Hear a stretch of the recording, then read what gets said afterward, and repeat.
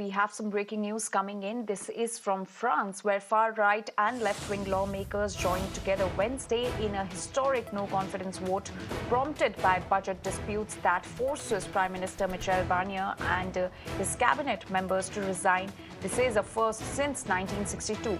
The National Assembly approved the motion by 331 votes. A minimum of 288 were needed.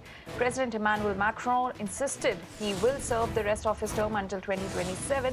However, he will need to appoint a new prime minister for the second time after July's legislative elections led to a deeply divided parliament. Macron must appoint a new prime minister, but the fragmented parliament remains unchanged. No new legislative elections can be held until at least July, creating a potential stalemate for the policy makers.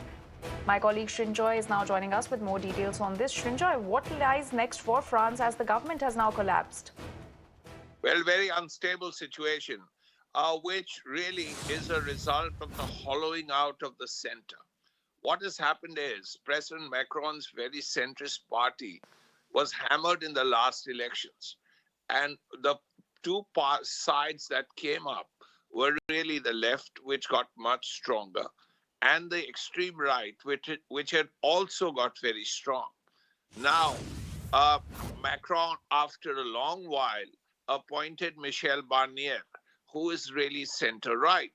Now, naturally, his policies, his views, his budgets are not acceptable to the left and the extreme right of Le Pen.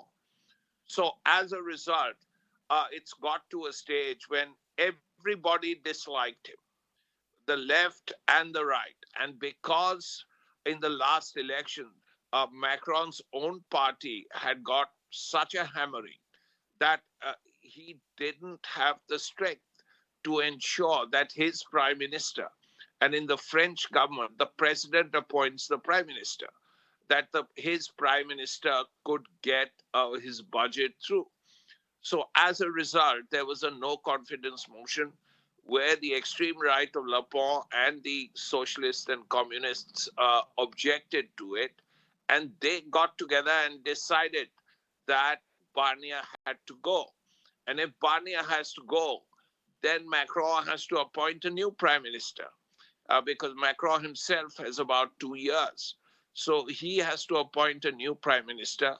Now, the problem is whoever he appoints will have to be acceptable to the extreme left and the extreme right. The communists will have to approve it. The socialists will have to approve it. Le Pen's party will have to approve it. And it's going to be a huge challenge. All right, Srinjoy, thank you for getting us all those details and for that context. And with that, we're now shifting focus to